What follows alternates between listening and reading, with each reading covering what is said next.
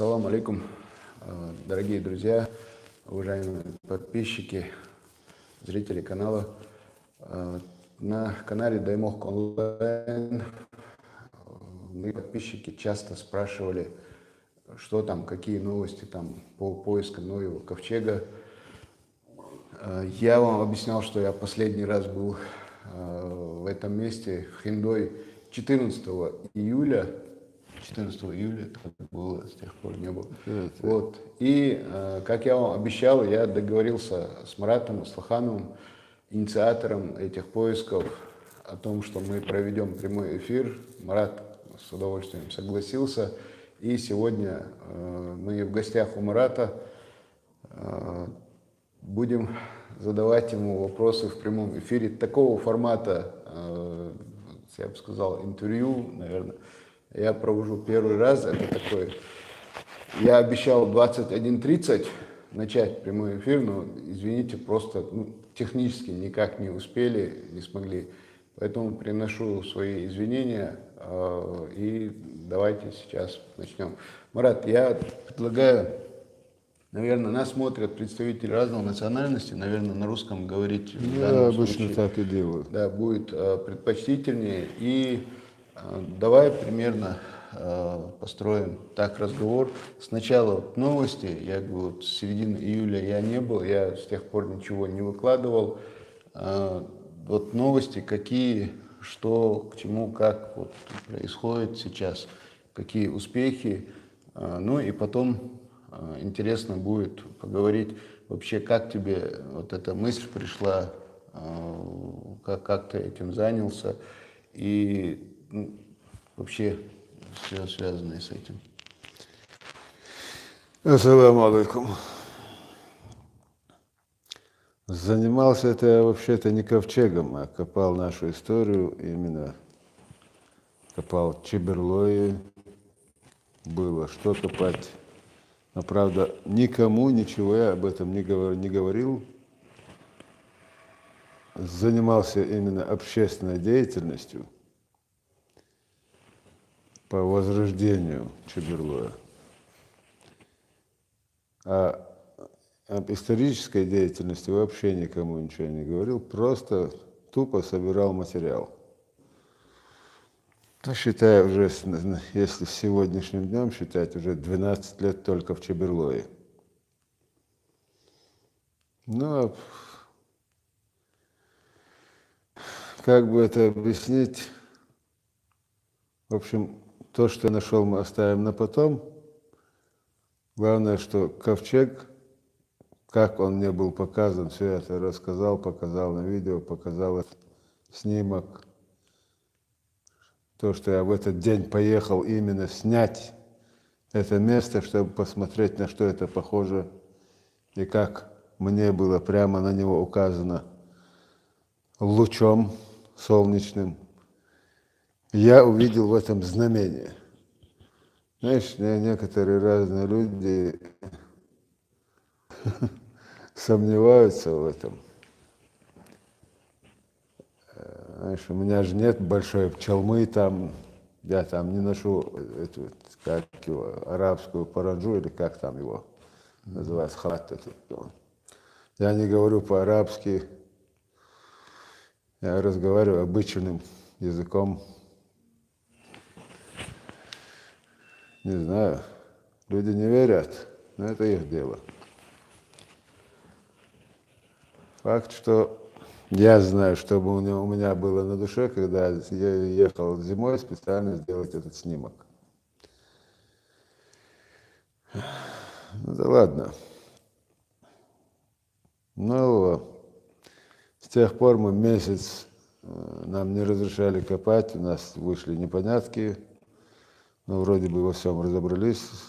Кто хотел уйти, ушел. Кто хотел остаться, остались. Работа идет трудно, медленно, потому что людей нету. Небольшая горстка энтузиастов не в состоянии все в свои выходные приезжать. Это надо делать за свой счет. Не каждые выходные получается приезжать, не у каждого бывает просто тупо денег задеть на бензин. чтобы доехать сотню с гак километров. Вот такие вот как-то пирожки. Но те, кто не верят, мы не ищем ковчег. Мы нашли его давно. Мы это пытаемся доказать. В принципе, это уже в принципе доказано, но не признано. А вот почему не признано, я могу объяснить. Рад Бехкун. Я смотрю в экран, там комментарии, просто комментарии читают. Давай. Если есть вопросы, давайте. Ну, пока такие. Так Да, вот, я хотел объяснить, почему не признается. Там мне же в Ютубе тоже комментарии читаю, там много, почему молчит Академия наук, почему молчат археологи, почему молчат те, все. Да просто потому, что это, знаешь, вот меня называют больным, там, сумасшедшим, шизофреником, дураком и прочее, прочее. Хорошо, давайте разберемся тогда, кто сумасшедший. Вот мы примерно знаем, все слышали, видели, как нам наука втюхивала то, что теорию Дарвина и прочее, наука, официальная наука, последние несколько столетий доказывает людям, что Бога нету. Точнее, пытается доказать, тратя на это колоссальные силы, средства, вкладываясь в эту. И официальная наука все еще давляет над всей наукой. Вот это доказательство того, что Бог действительно есть. Просто это доказательство. И это им не надо.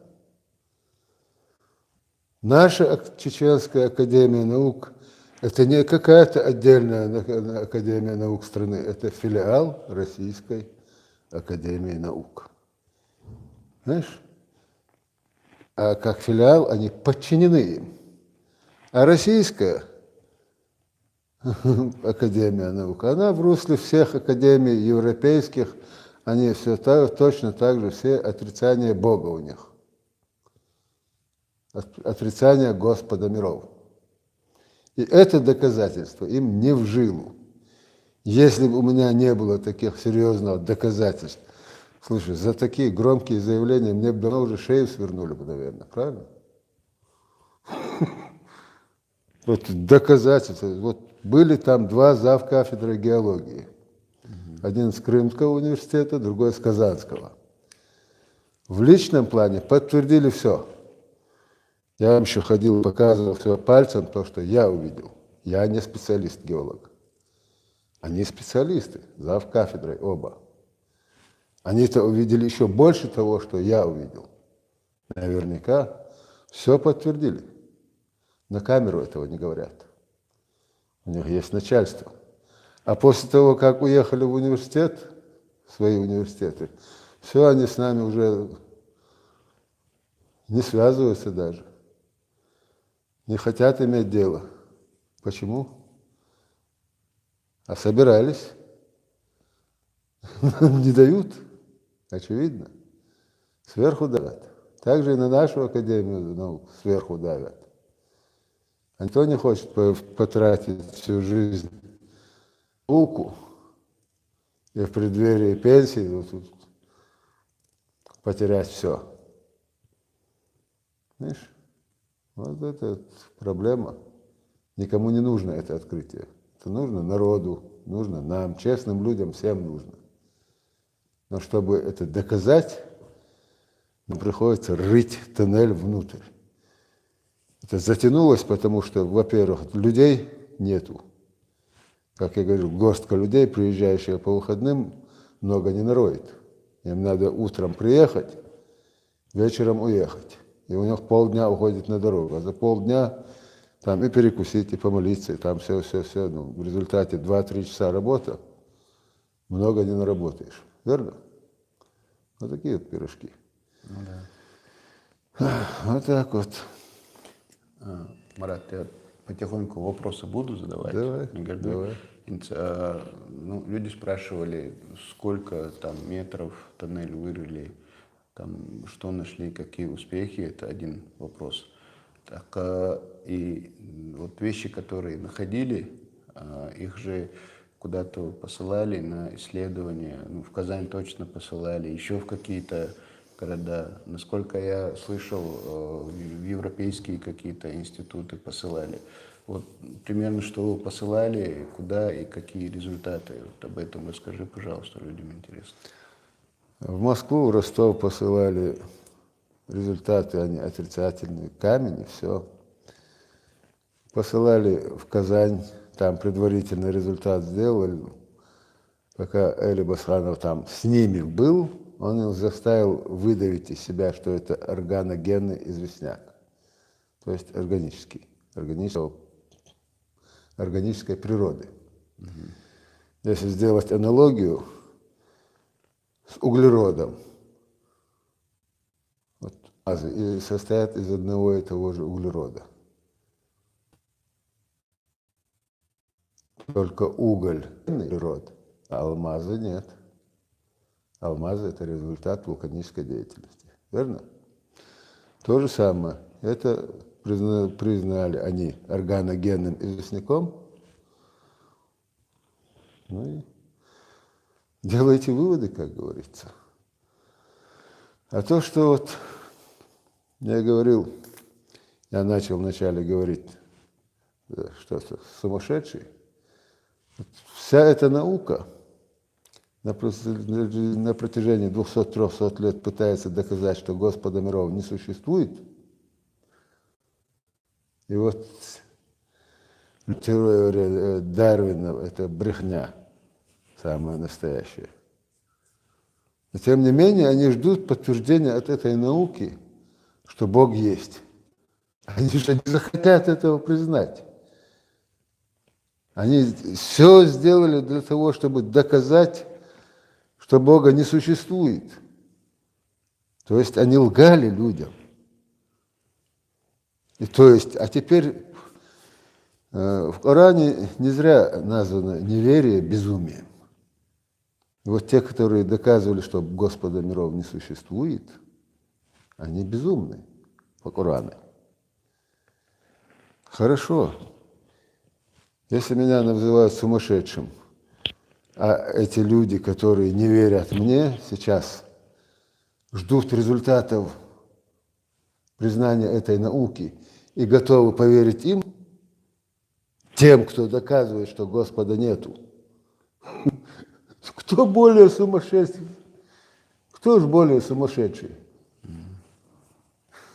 Мурат, а в Европу, я слышал, тоже посылали? Во Францию, в Норвегию, я не знаю, в какие там институты, и вот ребята приходили, мы вот туда отправим, мы сюда отправим. Материала сколько угодно. Покажите мне кто-нибудь камни с гвоздями. Пришел какой-то геолог, не буду называть его имени, посмотрел на камни, это скопление железной руды. На что я просто не стал с ним даже разговаривать, когда он начал это. Ничего не посмотрев, начал утверждать, что я заблуждаюсь. Хорошо, да, я ушел от него, но у меня к нему возникли вопросы позже. Если это скопление железной руды, может, он нас услышит, пусть объяснит, каким образом вот эти скопления выстроились в гвозди, и каким образом в этих гвоздях 90% железа. Извини, я в институте тоже проходил технологию конструкционных материалов, знаю, что такое стали в общем. И 90% железа – это уже сталь. Что бы там кто ни говорил. Никакой руде столько не может быть железа. Вот такие вот как-то пирожки.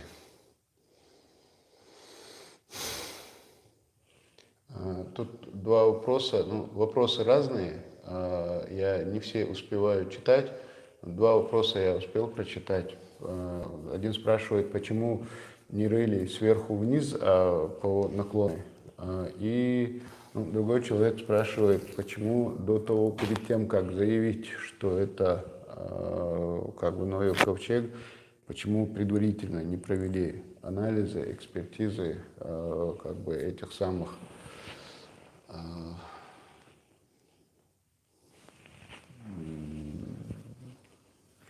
находок.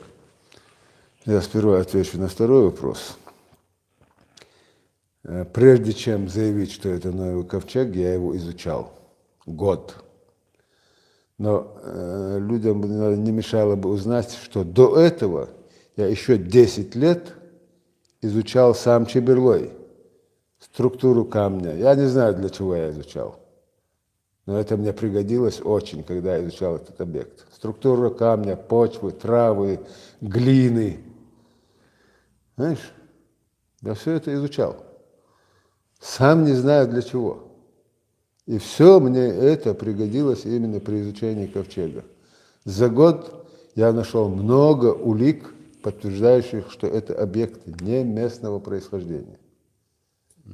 Знаешь, я как серьезным людям объяснял как-то, когда мне задали вопросы, мол, что ты, мол, такие громкие заявления делаешь.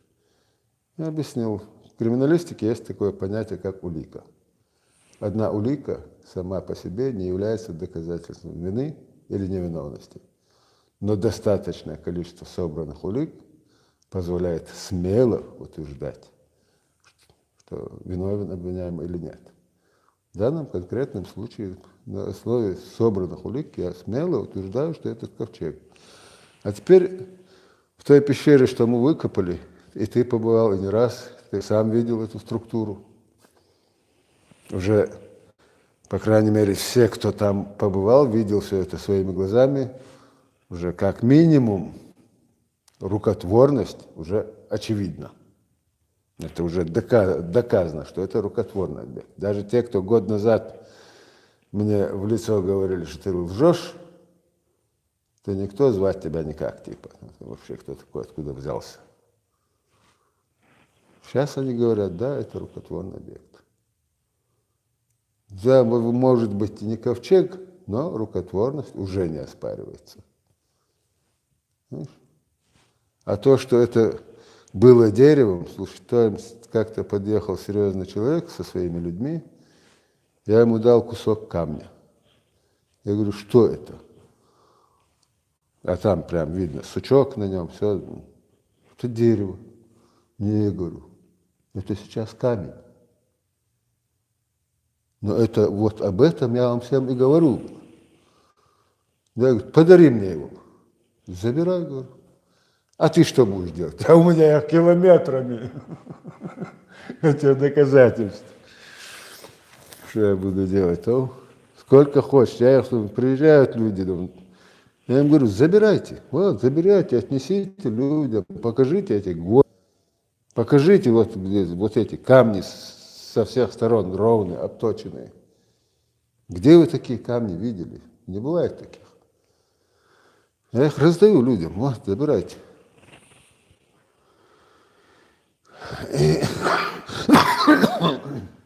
И там еще один какой-то вопрос был у тебя.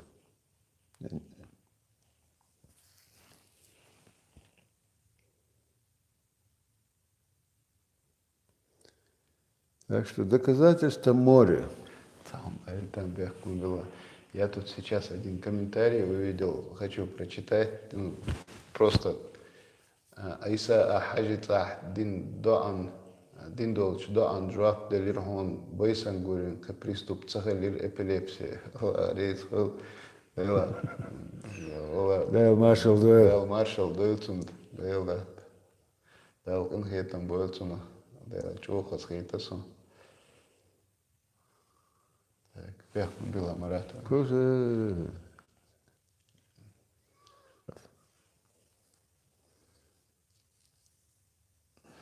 Так, здесь один написал, что в Коране написано, что ковчег находится на горе Арарат.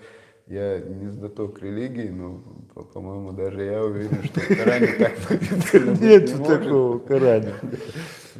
Там написано совсем другое, насколько я понимаю. Там приземлился на Аль-Джуди. Да. А аль-джуди в переводе это возвышенный. Ответа, почему не копали ровно сверху вниз? Сверху вниз это надо копать колодец. А на чем-то стоять надо. Извини, я не скалолаз, чтобы вверх-вниз глядеть. Я себе делаю вход, чтобы я мог по лестницам спуститься. Почему где разломано, туда внутрь.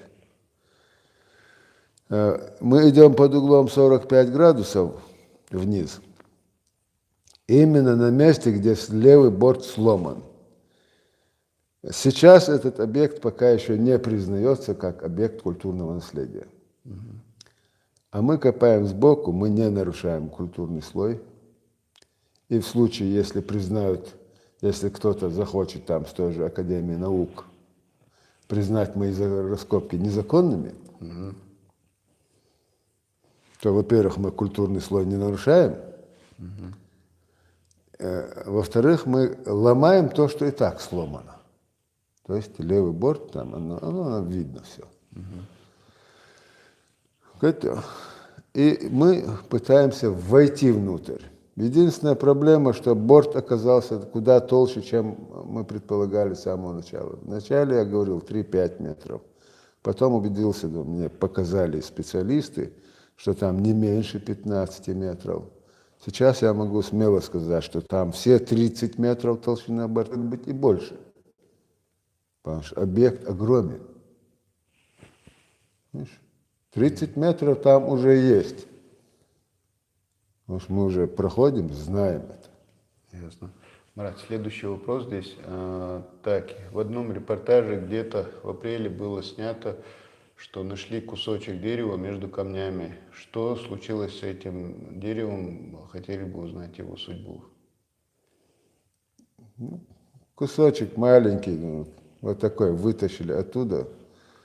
Мы эту стену, она больно хорошо смотрелась, мы не стали ее ломать. Жалко было. Там планируется сделать площадку, чтобы туристы могли видеть воочию вот эти балки.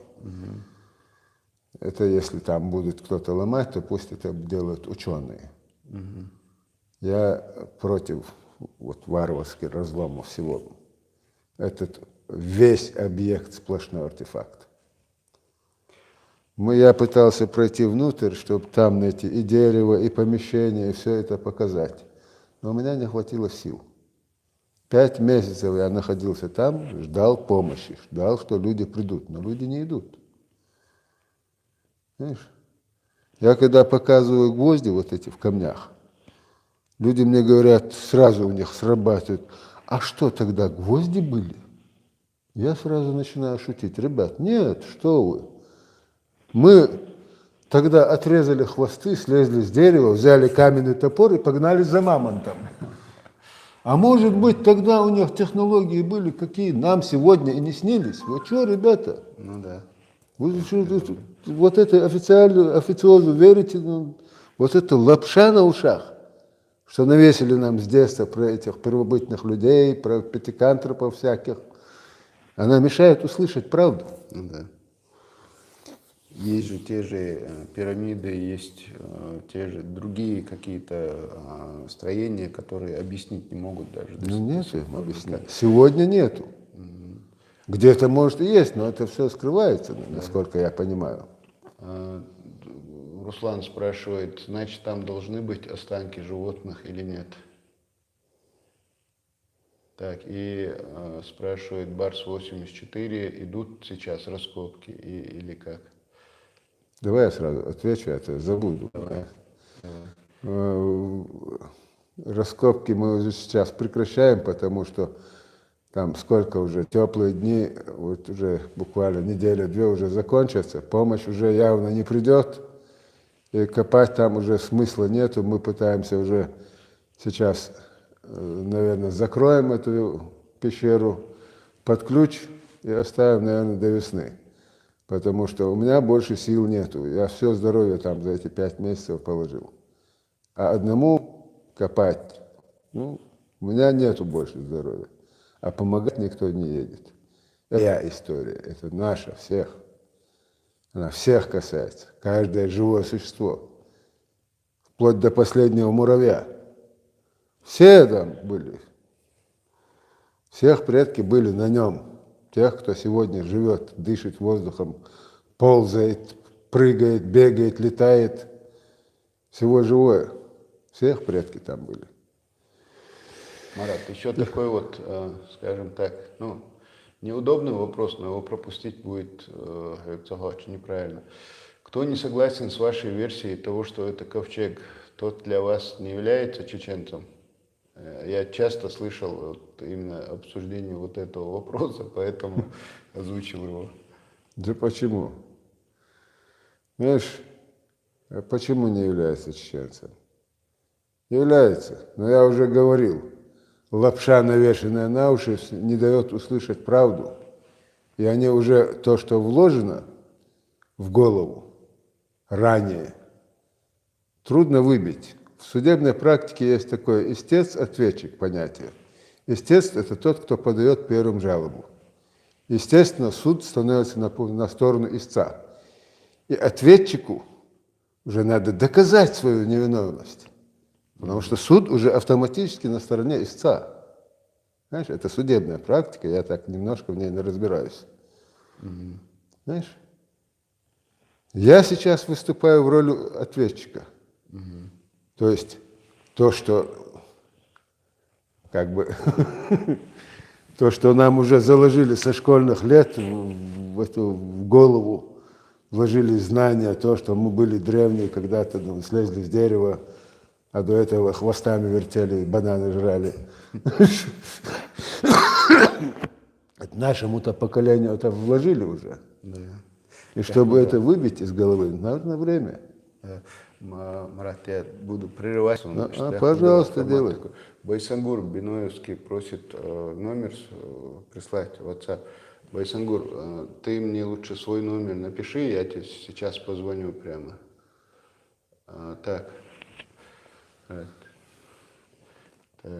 Нет ли возможности привлечь людей из знатоков и из власти? Так. Да с радостью, думаю. Нам любая помощь была помощью. Любая. Мы не отказываемся от помощи. Но ее мало. Так, железное что-нибудь нашли, спрашивает Барс 84. Да, гвоздей хоть на металлом сдавай. Но эти гвозди, правда, это уже не само по себе железо, а уже оксид железа. Они пальцем трогаешь, рассыпаются. Знаешь, это уже оксид железа. Его магнит не ловит уже. Но мы сделали спектральный анализ 2 гвоздей, 2 образца послали. Один 89% содержания железа, другой 92%. Но это уже сталь. Марат, здесь очень много комментариев, как бы выражающих уважение тебе, поддержку, благодарность за то, что ты делаешь. Я просто, если все буду читать, у тебя время... Спасибо от души всем. Не будет.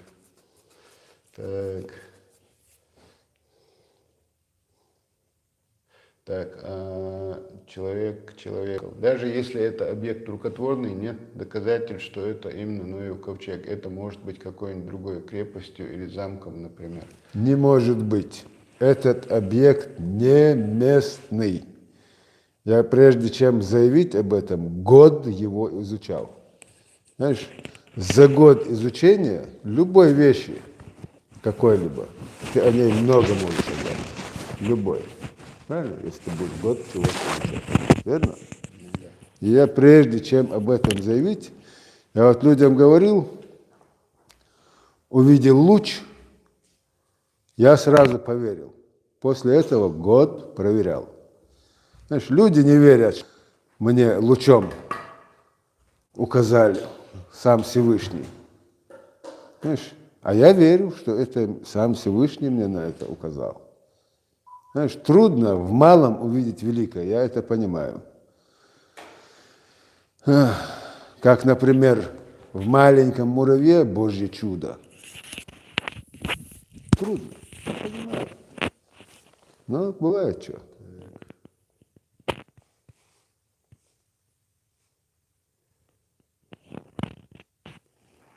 Так, ну, один человек спрашивал, что, по-твоему, там можно найти? Там помещение. Никаких скелетов там быть не должно. Все животные, все покинули, никто не погиб. Этот корабль, точнее, это не был корабль, это был плот и был этот плавучей крепостью, чтобы защитить от жизни вот эти вот. Всевышний же он для чего-то их собрал там, чтобы продолжилась эта жизнь. И опять там говорят, потоп был локальный, потоп был... Если бы он был локальный, смысл делать ковчег? Просто бы приказал, ну, впереди вот туда. Все. Там больше смысла не было. Смысл только вот вся земля ушла под воду. Вот этот вот слой земли, чернозема, до 4 метров, и где-то по 2 метра сперва ГПС, потом ниже желтая глина. Ну, там где-то до 8 метров земли на нем.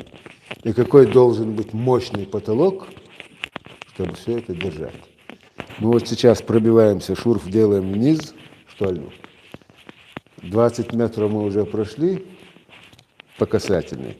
То есть где-то около 14 метров по прямой получается, что так, что так. Ну, мы сейчас еще не знаем, мы все еще пробиваем борт или же все еще крышу. Мы точно этого не знаем. Там 40 метров высоты, и мы еще не знаем, насколько он еще дал осадку. Возможно, еще метров 10, а может и нет, мы не знаем. Знаешь, у меня нет сил. Если были бы 1000 людей пришли, мы бы там давно раскопали на носу вот этот нос, сам глаза, там что-то там, ну, правый борт раскопали, до дерева бы докопались. Но нет людей. Люди нужны. Мы эту штольню несчастную, то, что если бы человек 15 каждый день работали, за месяц можно было сделать. Тут растянулось на 5 месяцев, потому что нету людей. Вот все. Ясно. Магомед Султанов спрашивает, в последнем репортаже вы достигли до глины. Что вы скажете на этот счет?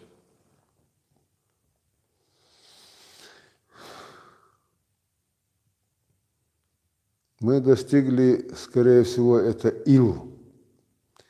Мы не знаем, это потолок или пол. Надо пробиться, но сил нету. Как я говорил, мне одному это не в силу.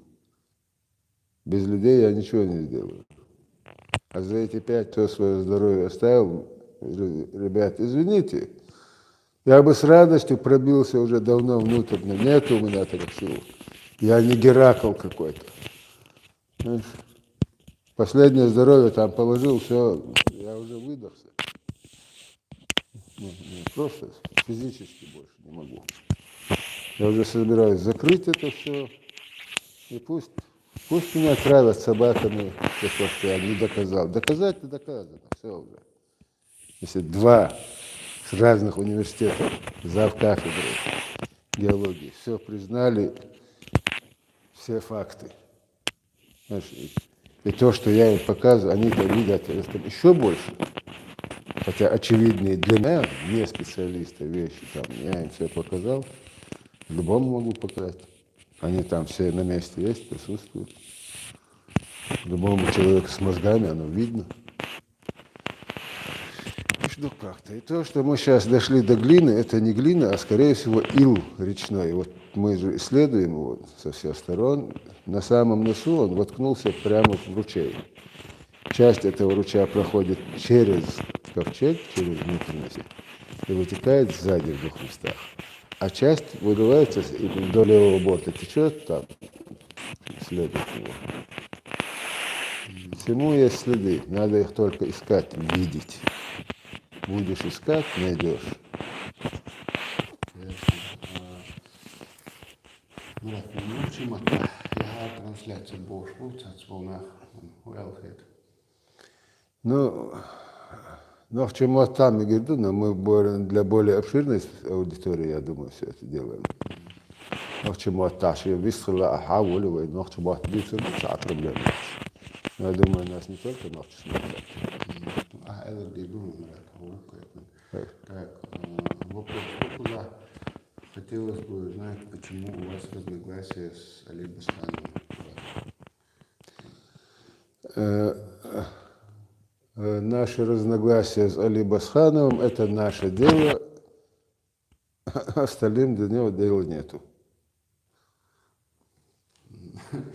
Александр Владимирович пишет, то есть вы отрицаете теорию Дарвина?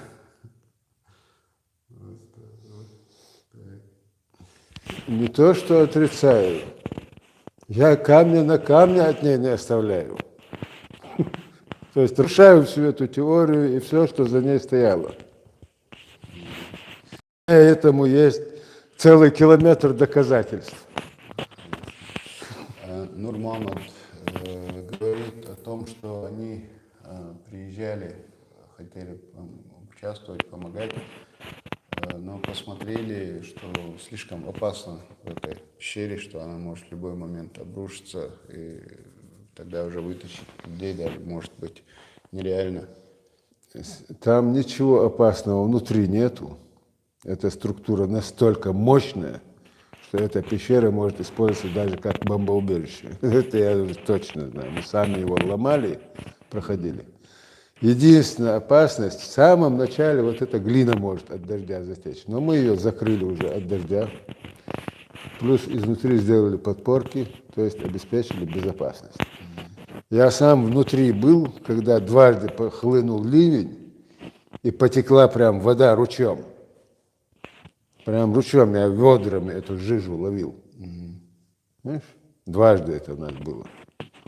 Мурат, что, были какие-нибудь обвалы, кто-нибудь пострадал? Не, вообще никто не пострадал. Пару раз ударились, вот ногу придавило слегка, тяжелый камень, когда вытаскивали, пару ребятам придавило.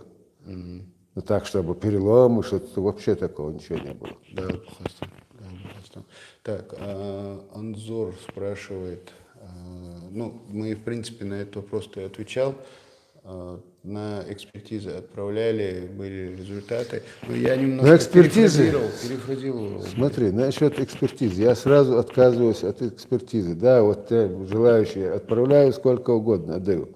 Но я априори не собираюсь верить экспертизам. Наша республика уже однажды обожглась на яйцах динозавров. Я не буду утверждать, что это именно яйца динозавров, но я не верю этой экспертизе, которая, что это просто камень. Это круглые, идеальной формы камни. Это не просто камни, это какие-то окаменелости. И нас просто отшили грубо, ребята, да вы что, смешите людей, это камень. Вот это тоже камень. Но вот пусть ко мне придут домой, я покажу, даже и там на объекте у меня есть, вот они камни, но ты видишь, что это дерево, структура дерева, вот сучок где сломался, там все есть, там, я все покажу, кому интересно. Но экспертизам сегодняшним, вот этой научного мира сегодня, ученого мира, я сегодня им не верю. И доверять им не собираюсь. Я хочу войти внутрь и доказать, что это ковчег. Хотел, точнее, но уже все уже, кажется, на этот год. Байсангур, почему ты не хочешь свой номер писать, а я свой личный номер должен давать? Напиши так. Он хочет чего? Пообщаться со мной? Не знаю, того просто долвалша, тахум хая волша, бахцу. Ну, я не знаю. Марат Нисов, Марат молодец, я говорю, Марат Дерис Хил, так, за взаимку, Саламаршал Дойч, поддержки аж. Схаздешный шел шварт комментарий. Щукуза, дерес, хойшим масарна. Так. Так. Рад, Саша, для изучения. Так. Марат, Саша, для изучения. Кезбду эллам, цахит. Так, вопрос такой. Так. Сашу, видишь, для того, чтобы понять, что этот объект не местный, 1 года мне хватило. А вот уже изучая его уже 3-й год, я все новые, новые, новые подтверждения нахожу. Уже куча доказательств, но никто не хочет, именно научный мир не хочет признавать. С нашей Академией наук там никто так и не появился. Ни разу.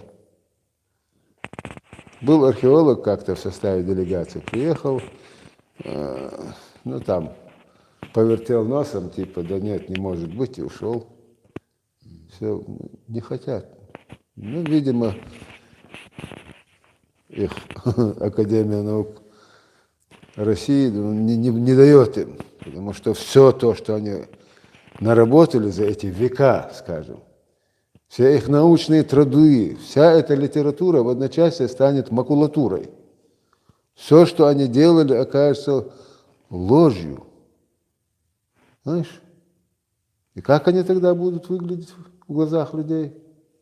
Ладно, те, что умерли, они уже там отвечают.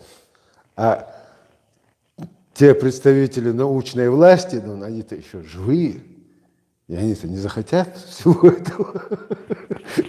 Понятно. Я сумасшедший, конечно, что иду как танк против паровоза. Не, броня крепка. Вопрос здесь 3х. Ник такой пишет. Вопрос Марату. Ты говорил как-то, что работали в этом туннеле и слышали, как там за стеной упал камень. То есть где-то рядом была пустота. Больше не было такого или как? Нет, больше не было, но оно где-то рядом, мы все дойти не можем, не хватает сил. Я уже говорил, с радостью, вот сколько раз люди приезжали, я там один, приедут, видят, поснимаются со мной, дай, вот мы тебя уважаем, все, давай, разреши нам с тобой сняться. Ну, сняли все. И все, спасибо, мы обязательно приедем в следующий раз, мы сейчас посмотреть приехали. Мы в следующий раз приедем. И за 5 месяцев сколько их таких приехало, никто больше не приехал.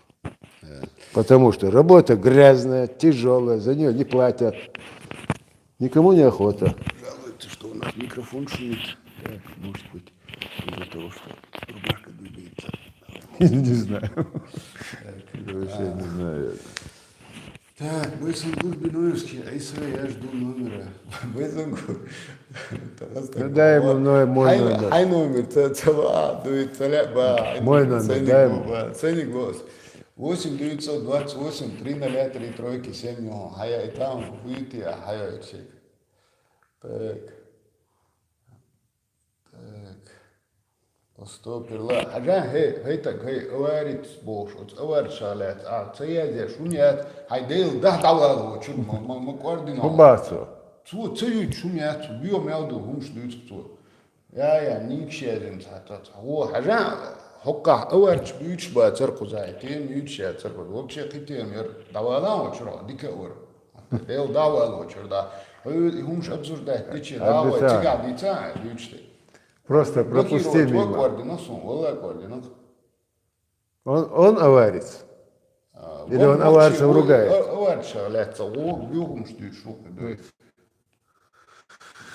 Не стоит. Как минимум, они тоже мусульмане. И им бы хорошо знать, что 1500 лет назад аварцы тоже были чеченцами.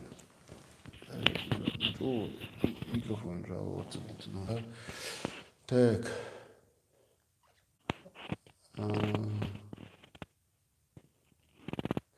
Так, ассаламу алейкум, ответь, пожалуйста, на вопрос. Как 1000 лет ковчег стоял и гнил до состояния камня и никем не был замечен, иначе он бы давно был в нашей истории? Ва алейкум ассалам, на этот вопрос есть ответ. Смотри, По моему пониманию всего этого, именно Тейп-Хиндой всегда берег и охранял этот ковчег. И знали они до последних времен, еще лет 200, еще во время имама Шамиля, по-моему, знали еще. Но вот последние события последних сотни-другой лет из нас выбивали эту память о ковчеге. Всех, кто что-то знал, уничтожали в советские годы, именно в 30-е. Сколько у нас ученых алимов уничтожили, что-то знающих, тех, которые могли передать знания. Вот этот профессор Беляев с Казанского университета, его лицо надо было видеть, когда он пошел на кладбище, увидел вот на каждом надгробии или же он знак, или же сам чурт был в форме равнобедренного треугольника. Именно форма ковчега. Или же этот равнобедренный треугольник с арабской вязью прямо на чурте. Он оттуда пришел. Они знали! Я говорю, чего знали? Что это ковчег? Я говорю, конечно, знали. А почему вы забыли? Ну ничего, я говорю, сколько только ваша страна из нас эту память выбивает. Тут не до жиру, быть бы живу последние сотни, 1,5-2 лет. Все время выживаем. Как так? Не до него было, забыли уже. Были заботы поважнее, выжить надо было. Вот. Это надо было просто видеть его лицо, когда он пошел на эти чурты, посмотрел, вернулся. Там, я не знаю. Мурат Бяхкумбила, то есть Аль-Фарук Муслим уже который раз задает вопрос. Салам Лоцо, так, Ва алейкум ассалам. Теркисте, Лакнойре, Дюли, Нур, Бэгто, Хиш, связью Эл, Хичин, Цюни, Ковчеги. Может быть, не знаю. Мне сейчас некогда, пусть специалисты смотрят. Я уже устал, я хотел бы немножко отдохнуть. Последняя, может, неделя-две будет, ну, что я там просижу, все равно я помощи, видимо, не дождусь уже больше. Столько, ну, я говорил, сейчас именно то время, когда и наше руководство позволяет нам это делать, за что им большое спасибо. Другого такого времени у нас может не быть. Если народу ночью нужна своя история, да пойдите возьмите, вот она лежит. Раскопайте этот ковчег, предъявите его миру. Войдите внутрь, покажите, что это. Знаешь, есть такая вот у меня вот здесь сосед, у него племянник в бокс подался. И проблема у него была, вот, выезжает на соревнования, везде наших засуживают. Не только на, вообще именно кавказцев, нет, пытаются засудить по очкам. И дядя своему племяннику, мой друг своему племяннику, дает совет, слышь, родной, хочешь побеждать, вали нокаутом. Да, так, Там другого нету. Поэтому я делаю все возможное, чтобы войти внутрь, и это будет нокаут всему этому безбожному ученому миру. Вот всем этим безбожникам, дарвинистам, это нокаут. Если мы войдем внутрь, покажем все эти помещения изнутри. А то, что они есть, ну это однозначно, когда 20-30 человек стоят наверху, смеясь над тобой. И я ребятам говорю, а ну дай кувалдой. Он бьет кувалдой, вот моментально слетает улыбка у людей, у всех разом. Знаешь, потому что земля дрожит от удара кувалдой. Это невозможно, если бы где-то просто гора была бы. Даже если бы в этой горе была большая пещера, одна пещера такой гул не создаст от одного удара кувалдой. Дрожание такое, я тоже. Да, это вибрация, от эхо гуляет по помещениям, возвращается, вибрирует земля. Да, вибрация была очень сильная. Да. Да, Жанна спрашивает, а не лучше было попробовать зайти, где вот ворота? Ворота сами по себе артефакт. Я не посмел трогать ворота. Знаешь? Это, извини, это наше культурное наследие. Наследие всего мира есть. У меня нет права ломать все подряд. Я ломаю там, где сломано. Больше я стараюсь ничего не ломать нигде. Я пытался еще с той стороны раскопать борт правый, но у меня просто людей для этого нету. Так, шум говорят опять. Это что такое у нас? Без понятия. Так. Что-то, как-то. Какие-то проблемы у нас. Так. Шум говорят, так. Байсангур, я же тебе сказал, 8 928 3 3 7. А я и так говорю, а я уже так. Ну, повторишь, мог посмотреть. Так. Так, у Нохчи есть еще потерянный замок с котлом, замок или замок с котлом, и места для Мехкейла были из бревен насыпные вручную. В любом случае интересная находка. Так. Ну, пусть каждый ищет в своих местах то, что в своем Чеберлое я искал, что-то я нашел. Не обо всем я, правда, говорю пока. Хотя следы оставляю. А следы остаются всегда и везде. И тому, что я сказал, даже те, кто мне сегодня не верят, все равно найдет это все. Так, человек, до сих пор вы твердили, что найдете комнату, а сейчас закрываетесь, как-то не верится в эту версию. Мы не найдем комнату, мы зайдем в комнату, мы говорили. Но сил не хватило, объясняю. Мне одному этот туннель не прорыть. Если мы за 5 месяцев делали работу, которую можно было бы сделать за месяц, если были каждый день человек 10-15 работали бы, это можно было сделать за месяц. Даже, может, и месяца не понадобилось. Но их не было. Было по 2-3 дня сидим в Макажое, у нас просто нету машины поехать там работать. Поэтому я перетащил свой вагончик туда, чтобы там на месте находиться. Знаешь?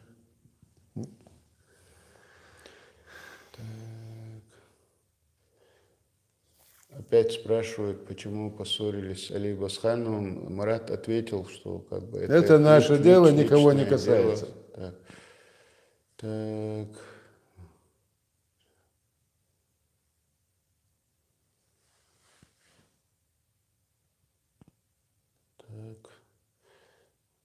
Много сообщений с поддержкой, комментариев. Так. От души всем за поддержку. Так, почему вы людям не объясняете, что были люди с ростом 33 локтя, что жили они по 1000 лет, что у них была другая цивилизация? Так, пирамиды тоже ими построены. А давайте сперва докажем, что это ковчег, а потом уже и про тех людей, и про то, и про сё. Вот этот ковчег – это фундамент всей нашей истории и истории всего мира. Давайте все делать. Сперва поставим фундамент, а потом по кирпичику уже всю правдивую историю мира уже выкладывать. Я как-то 17 лет назад разговаривал с одним евреем, профессором археологии, истории, минералогии. Очень умный собеседник, много чего знал. Мы практически весь день с ним общались. Пошли пиво пить, в пивнушке сидели долго, разговаривали. И он мне вот что сказал. Я запомнил это на всю жизнь. Я, говорит, честный человек. И я знаю вашу историю. Я хотел бы вам ее отдать, но я сегодня не смогу, мне система не позволит. И таких, как я, много. Мы бы рады вам ее отдать, вашу историю. Но мы сегодня не можем. Вы, говорит, должны сделать что-то, чтобы мы могли смело прийти, уже никого не опасаясь, прийти и отдать вам должное. Это. Вы, говорит, должны что-то сделать.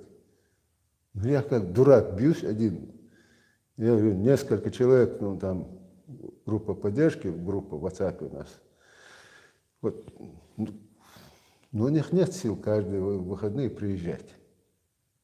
Кто свободен, иногда бывает, приедет, там несколько дней бывает. Ну, извини, 2-3 человека не раскопают Да. борт корабля, который строился тут больше 100 лет. Тем более он окаменел. Да. МР Волк 095. Ассаламу алейкум. Я вначале честно не верил, но потом, как увидел гвозди, сомнений не осталось. Респект, 100%, Марат прав. От души. Так. Тут еще спорят между собой. Так. Так, какая экспертиза Тишин, Бацарах и Хальчик. Ну, о чем я говорю, я не собираюсь доверять. Я больше верю своим глазам. Так, не ждем, так, не понял. В любом случае мы ждем результата. Так, микрофон. Ну, теперь уже я не знаю, сколько простоит эта теплая погода, и будет ли вообще какая-то помощь. Но у меня уже больше сил нету, так что результаты уже, скорее всего, придется на весну отложить. С холодами я лично уже вообще выпадаю в осадок. У меня сил больше нету, ребят.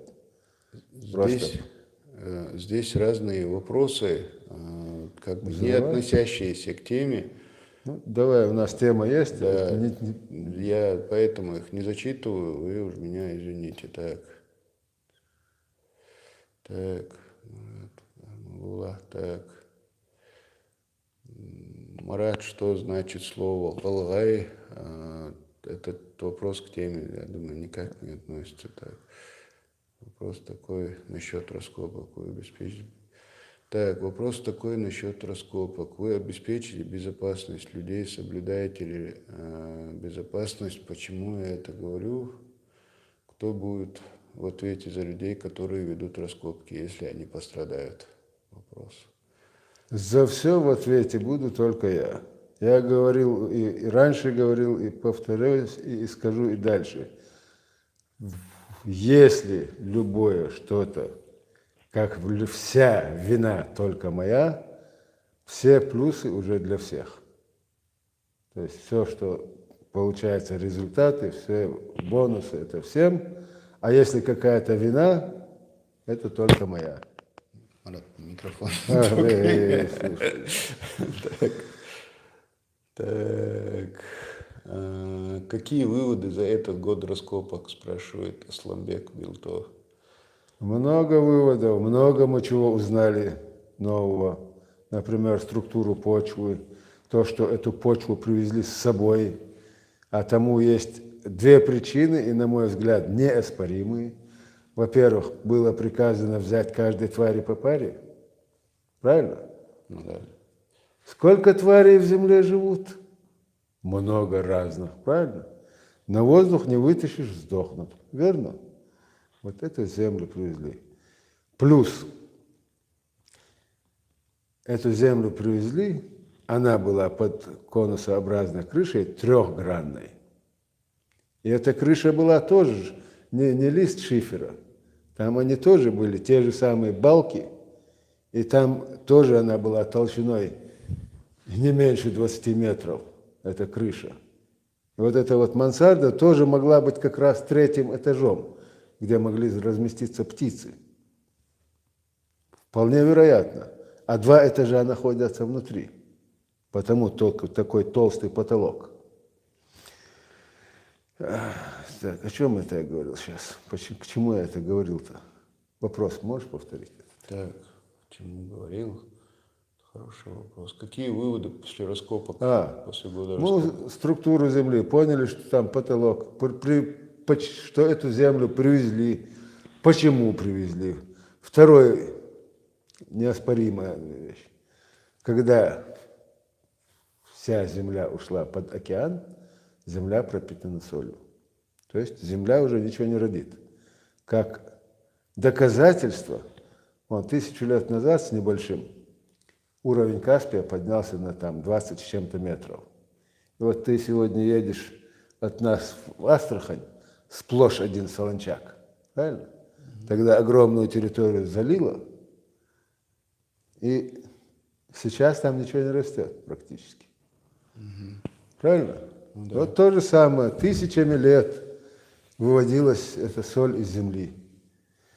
И есть, к тому же, это подтверждающий, что эту землю принесли там 50 с чем-то гектаров для того, чтобы на ней выращивать урожай. Есть выводы академика Вавилова. А земледелие зародилось в горах, Б, земледелие зародилось в Кавказских горах, и С, на Кавказе больше всего сортов пшеницы. Подтверждает, это все подтверждает, что именно вот этот участок земли, который находится на Оркуте, и та самая земля, которую лично пророк Нох, алейхиссалам, сам обрабатывал, самая первая обрабатываемая земля. И эта земля артефакт сама по себе. Марат, здесь человек с арабской вязью, у него ник. Марат, из официальных лиц археологического центра, ученых, кто-нибудь был, и каково мнение, их оценка и так ваших раскопок? Их мнение и оценка ваших раскопок. Я уже говорил, никто там не появлялся официально. Может, неофициально приходили, задавали вопросы, но что вот он из Академии наук, он из археологического центра, или он еще откуда-то, они не приходили. Их нет. Их невидимое начальство, московское начальство, не пускает. Так, РусЧР, если бы это был ковчег, доказательств было бы больше, чем отложения в камнях, которые выдают за гвозди. Да там море, просто приди и посмотри. Там море доказательств. Это уже давно доказано все. Специалисты это видят. Даже не специалисты это видят. Это правда, прийти и посмотреть своими глазами, убедиться.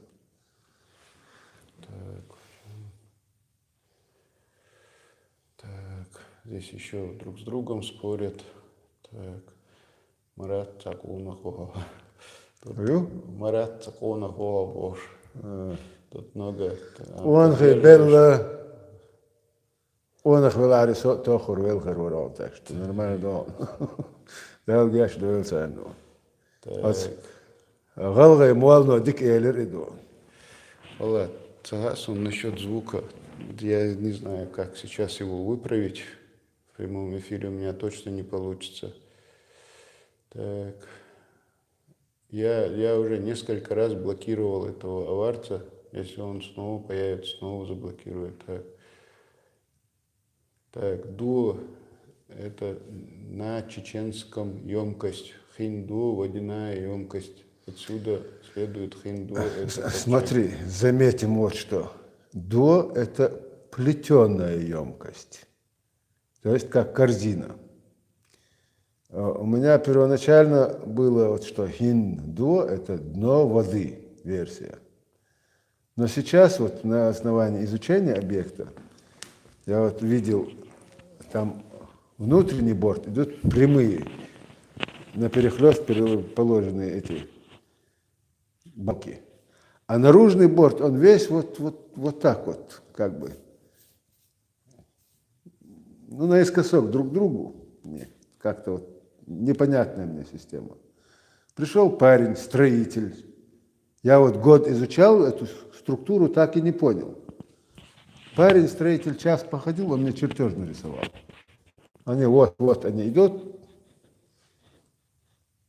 И, возможно, вот они, вот именно наружный борт, который рассыпался, он и похож на до, плетеный он, весь переплетенный.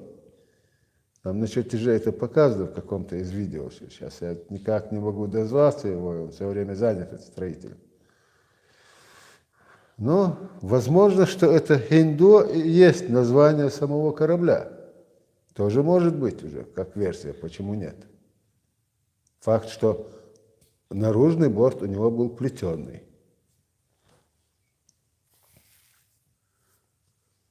Так, можно Так, Абу Бакр. Ассаламу алейкум. Мурат, можно узнать про Ва ваше алейкум ассалам. образование, где учились, что защищали и откуда ты узнал про Ноев ковчег? Так. Два института бросил, в третий просто не пошел. Причем интересная одна деталь. В 83-м в Могилеве, в 86-м году в Нальчике оба моих декана, когда я уходил с институтов, сказали мне одну и ту же фразу. Если такие, как ты, будут уходить, кто здесь останется? Сговориться они не могли.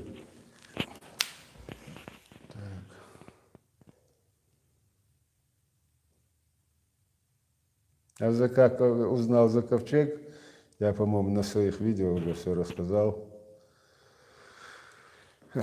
Снова и снова пересказывать, честно говоря, желания нету. Батриева Таиса. Айса Делия сходил за беседу с Маратом. Молю Аллаха, чтобы вам не запретили продолжать раскопки. Вы на верном пути. Хотела по приезду приехать и поддержать материально, но не получилось пока. Так, Хищник пишет, великие поэты и историки говорили и твердили, что в горах спрятано то, что скоро весь мир узнает. Так. Айса, нормально, да он. Даша, Я на связи, если что. Даша Соколова уже, по-моему, 18-й раз пишет это сообщение. Почему вы людям не объясняете, что были люди с ростом 33 локтя? Зачем заново писать? Даша, Ответили. сперва надо поставить фундамент, потом уже все остальное. Фундамент – это ковчег. С него уже надо прыгать. Потом будут и все люди, и кремниевые деревья, и все, что там. Да. Кстати, о кремниевых деревьях. Вот этот спектральный анализ камня мы делали, вот кусок с крыши, который с гвоздями отправили. Там 36% кремния, 40% железа. Так что вполне возможно, что эти кремниевые деревья могли иметь место. Если вот современные деревья, там львиная доля углерода в дереве, а тут львиная доля пополам примерно между железом и кремнием. Так что вполне это тоже возможная версия. Но это пока рано, надо сперва ставить фундамент, а все остальное потом. Так, здесь такой комментарий. Да, наверное, не буду его лучше зачитывать. Так, лучше не буду. Спорная тема. Так.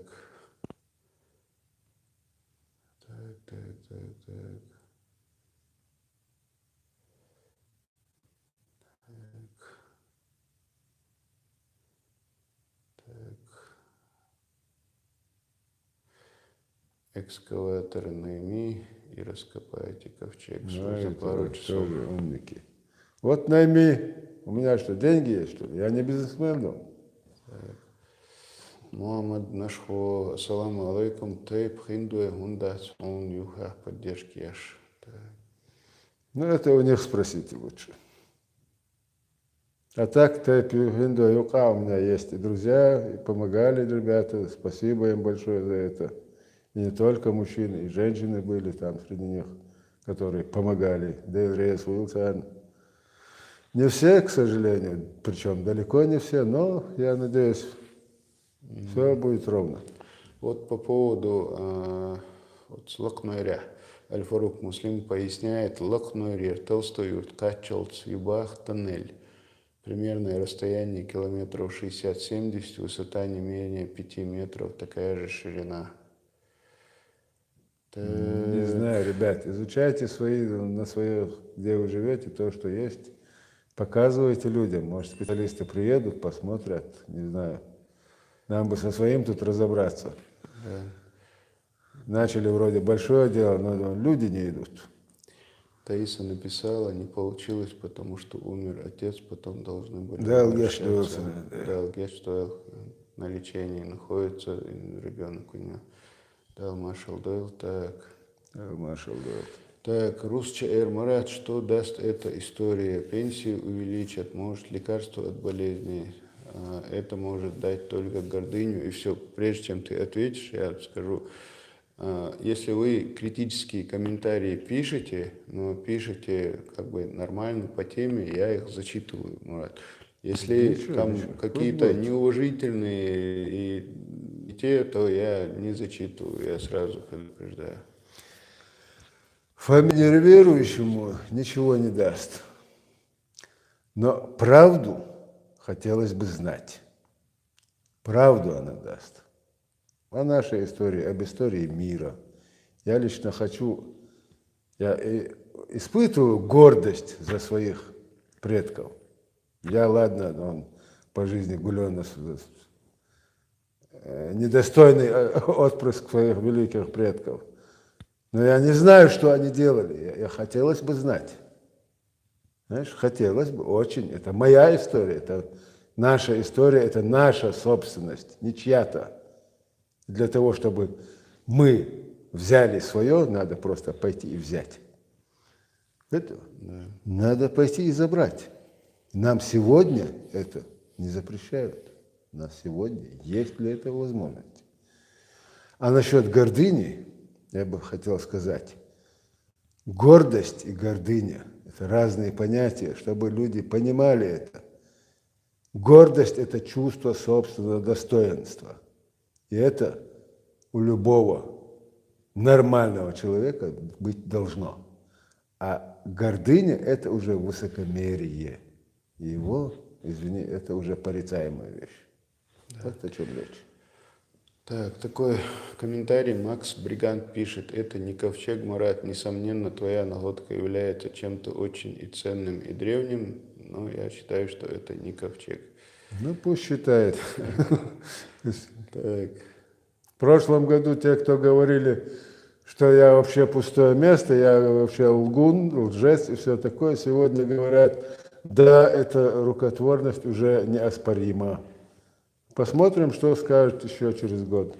Руслан 2018 пишет: цена вопроса примерно, чтобы покончить с этой темой и выяснить, ковчег это или нет.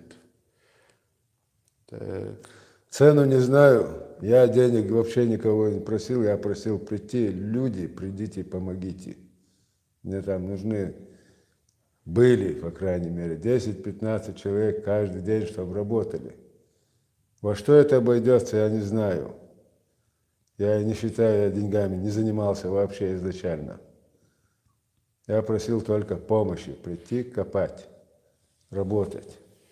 Так, Вот. Ламру спрашивает: Марат, по-твоему, какая толщина борта? Мы точно выяснили, что не меньше 30 метров. Хотя сначала я утверждал 3-5 метров, потом говорил 15, сейчас мы уже точно знаем, что не меньше 30 метров. Делая проходку, мы уже видим, пробиваясь. Так, человек с арабским ником пишет: не знаю, ковчег это или нет, но что-то очень ценное, это факт, да, это Факт. был Марат. Так.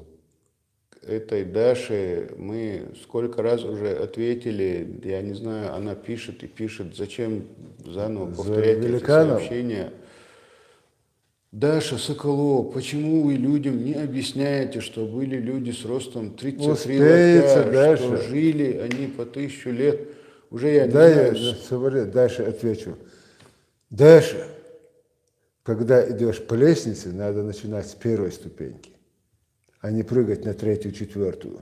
Если ты можешь, прыгай, объясни людям, пожалуйста. Мы будем идти потихоньку, по ступенькам.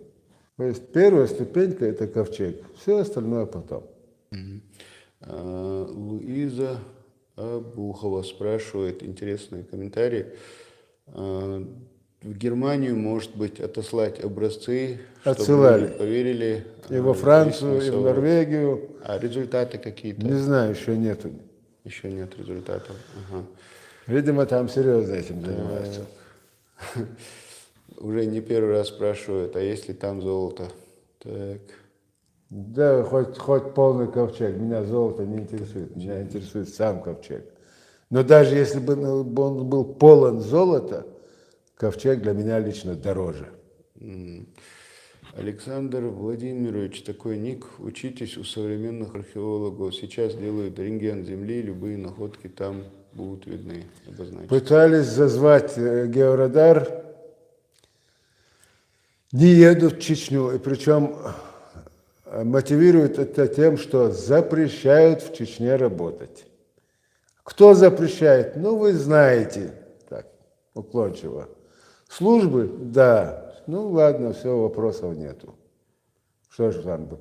Мы привезли георадар, он бил до 20 метров у дорожников, и то так, чтобы начальство не знало, быстро деньком, как в выходной привезли, быстро пробежались и увезли обратно, пока не хватились.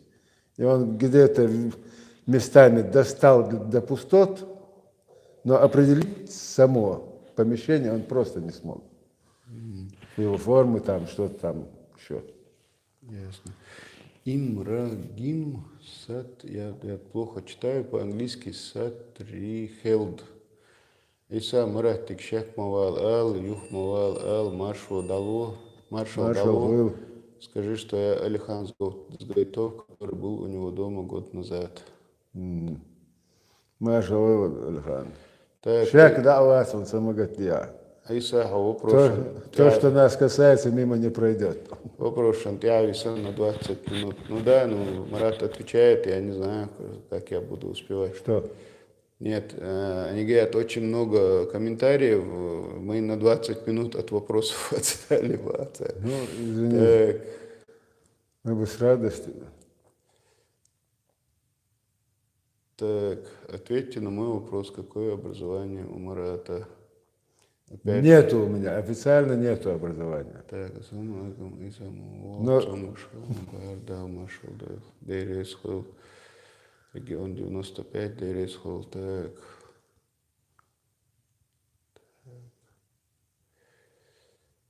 Так, Иса, я посмотри. Так. Так, сейчас посмотрю.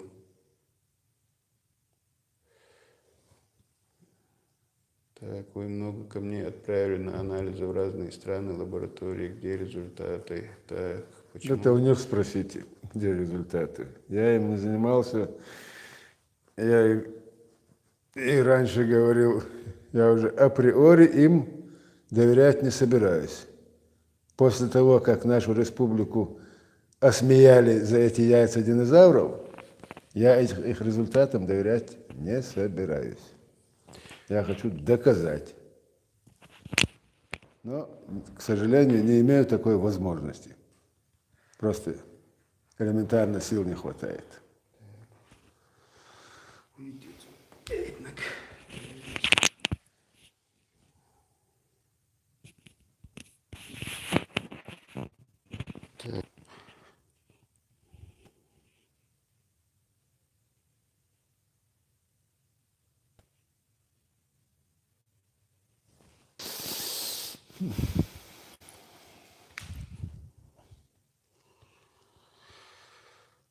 Так, Мурат, прочитай Ешлури. Так, а я пока... Ассаламу алейкум. Духан, Йосиф Сигатва, крепость, Ирак, Гойтш. Относительно ковчега совсем новое строение. Короче, вот Ча, уже Букар, Вон, Лил Гала, Алдартан, Масвейт, Эзер Шарах, Дехтен, Йол, Вышло Ча. Тем более дикизоляции, Сахил Джим Чу, Чан Ижичи. Отсылхаем, что пустота Исин Хири, Цахиет, Мурат Арков, человек Чуах, Балдукхан, Витя, Элву, Элату Балшу. Пустота Шмдейрерцига, да, не пустота, там помещения и много. Друзья, очень много комментариев, я реально вот не успеваю все читать, к сожалению. Так. Полагаться только на свою фантазию, отрицая экспертизу, разве это правильно? Еще просьба писать большими буквами, чтобы мы могли их быстро читать. Так, ну и что гвозди, ну и что дерево, которое превратилось в камень, ну и что ровные плиты, щели, бревна, доски. Разве это не может быть другим строением? Вопрос. Так, Приди и посмотри, докажи, что это не ковчег. Я отойду в сторону, ты доказывай. так, сколько денег надо на раскопки? Он уже Не отвечал, знаю. что он не знает. Так, К деньгам отношения не имею. Марат дал это был с уважением хищник. Так, Даша Деврес Соколова. Валиса. Так, пирамиды строили джинны. Так, говорить никому не верю, а только себе. Это мало стимулирует людей на раскопки. Так, алле-алле, это Даша Соколова. Опять с этим вопросом. Так, Просто пропусти. Мы почему уже бы дважды ответили. не открыть счет в банке, выставить его? Вы же выставляли счет. Мы выставляли, из этого получилось непонятки. Слава Богу, совсем разобрались. Все, и уже мы больше не выставляем. У нас в группе есть счет. Кому надо, там, если кто-то хочет, мы в личном плане даем, но уже на общее обозрение не выставляем. Нам нужны не деньги, а нам нужны люди помогать. Все. Марат, я думаю, что поблагодарить людей, которые помогали, присылали деньги, было бы. Поблагодарить, вот я вот что хочу сказать. Тем, кто ради Аллаха давал эти деньги, у них все записано. Кто бы на что бы не потратил, мы несем за то, что на что мы тратим эту ответственность. А тем, кто дал, у них уже записано садака. Это, да, так что было. пусть за свои деньги они не переживают. Что бы мы с ними ни сделали, нам уже отвечать за эти деньги. Да.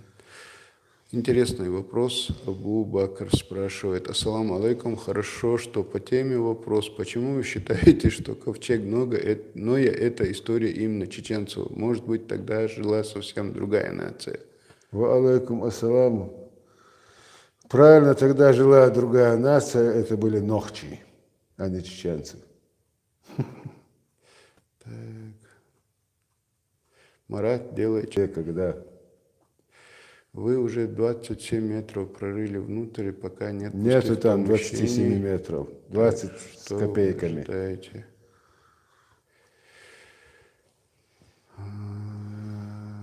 Так. Вежри вы волшах кэт, далди зерциг волши номер шех, и пусть каждый с лопатой придет, главная сплоченность, пока дни Да хорошие. не нужны там лопаты. Есть один перфоратор, отбойник мы сегодня уже вывезли оттуда, потому что работать некому, людей нету. Смысла нету его держать.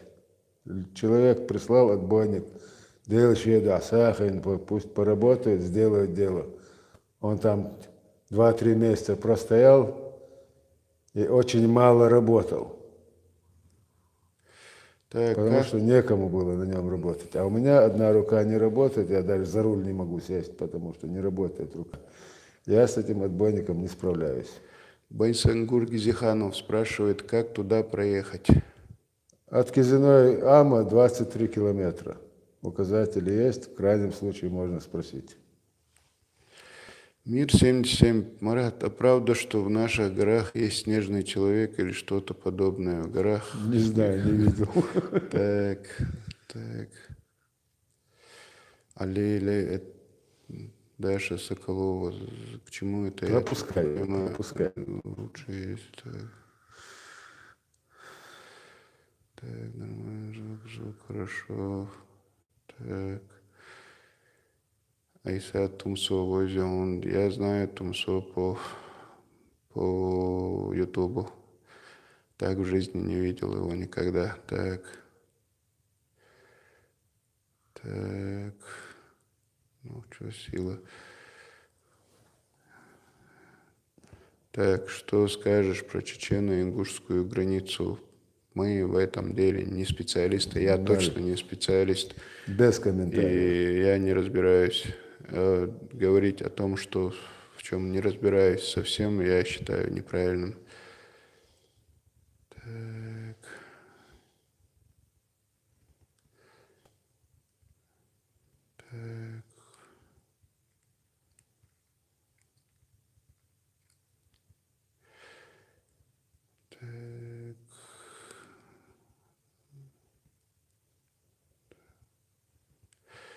Хищник Чайр. Алхамдулилlah, я этого эфира очень ждал. Аллах рейсхил, Иса, так, Масана, Хил, Хищник, так.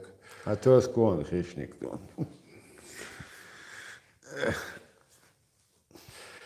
Ислам Исламов пишет, Кихума дата духнахан нуах паймар лехца цунхурт кемна лехца шварт умдойзи керла дейла.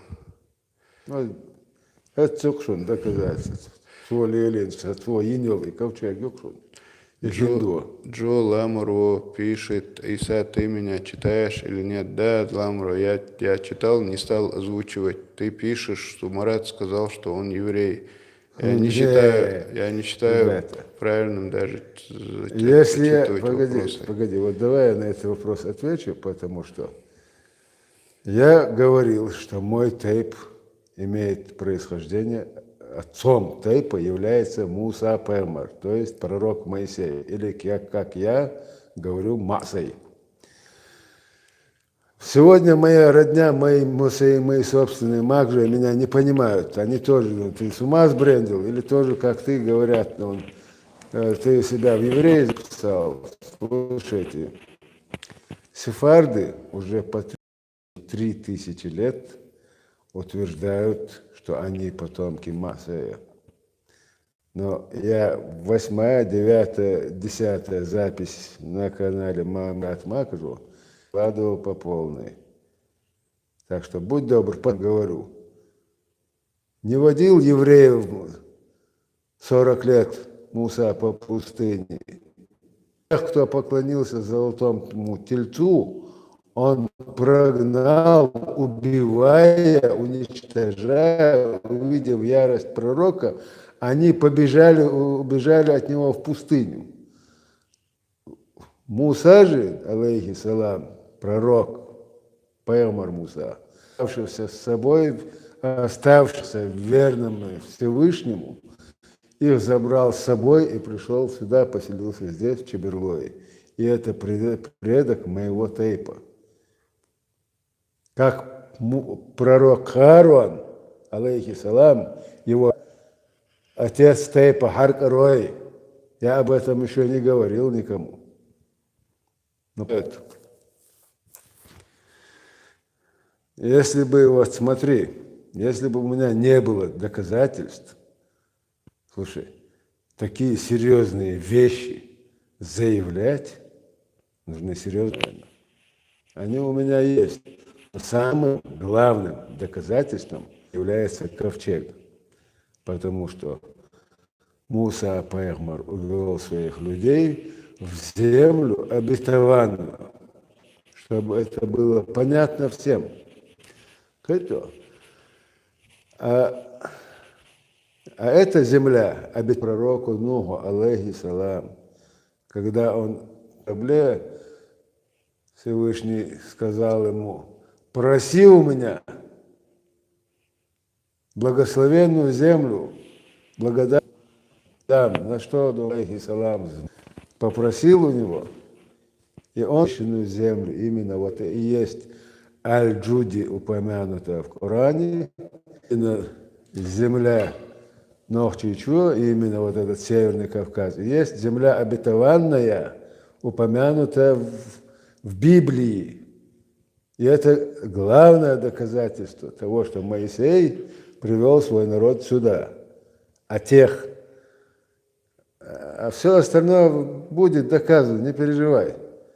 Именно евреи являются гоями, только нашими гоями 3000 лет назад. Мы просто этого не знаем. Эти сефарды 3000 лет вешают лапшу на уши, что они Бану Исраил, народ Израиля. И вот эта лапша уже за 3000 лет у людей мешает услышать правду. Они изгнаны из народа Израиля. Они не являются народом Израиля. Вот так вот, если ты хочешь. Там можно много и долго на эту тему говорить, но сейчас не будем на это время тратить. Сейчас тема ковчег. Так, Алия Ремадук в комментарии шил. Много всяких вопросов. В том Так, числе. ребят, просьба, оставьте пока комментарии, давайте вопросы. Так. Только вопросы. Комментарии уже потом писать. Слышал еще, что Адам алейхиссалам жил в сегодняшней Индии. Индия по-нашенски это Хинд. Есть ли связь с названием Хинду? Не скажу, пока без понятия. Так, какие факты доказывают наличие ковчега на территории Чечни? Так, посмотри фото Байсангур, которое я прислал. Байсангур, это какое фото? Так. Ну, меч, Как кортик. да, кортик, я так понимаю. Худу, что с этим кортиком, я не знаю. Ну, слушай, 447 сообщений. Слушай, у тебя больше, чем у меня. Это кортик, явно какой-то кинжал. А что он означает, я без понятия. Марат, это не 447. Сейчас я покажу получше.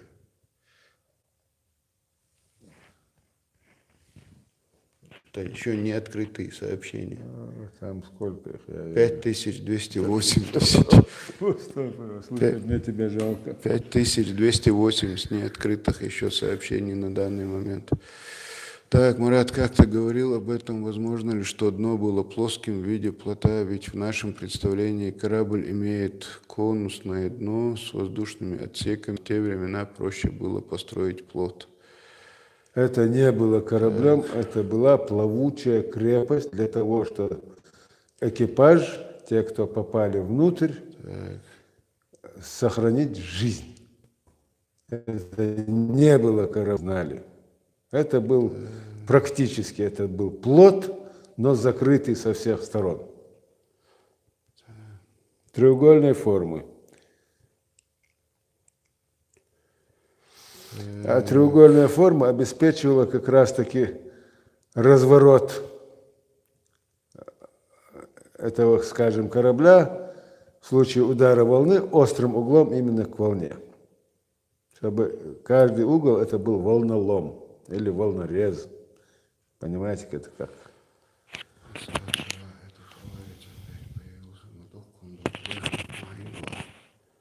Так.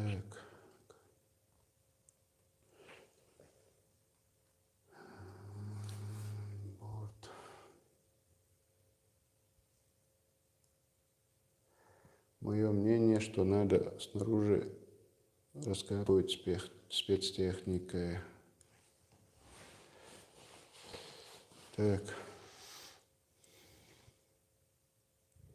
Да, правый борт без спецтехники не обойтись, потому что там... спросил у него в жизнь Хислурю, если признает, что это ковчег. Что? Изменится ли наша жизнь, если признает, что это ковчег? Конечно. За счет только одного туризма наша республика начнет, как на дрожжах, богатеть. А в нынешний кризис это немаловажно. И вот тем, кто, я бы хотел сказать, тем, кто против туризма, это практически не такой туризм, как такой, а паломничество. Например, в Саудовскую Аравию, в Мекку, ездят паломники-мусульмане. И вокруг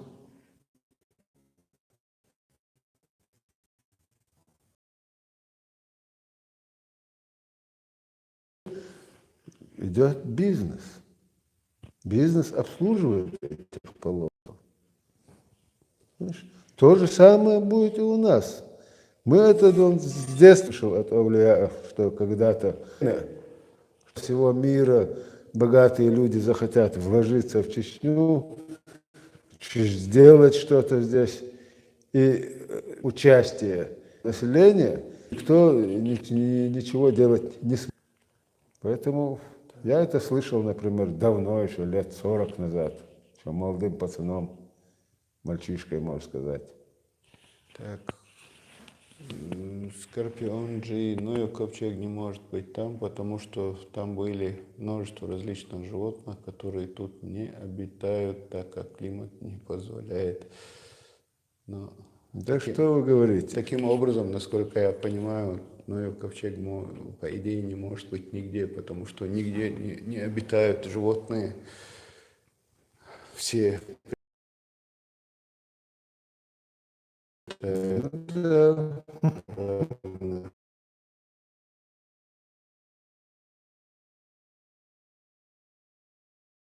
как бы там ни было, респект вам, братья. От души. Так.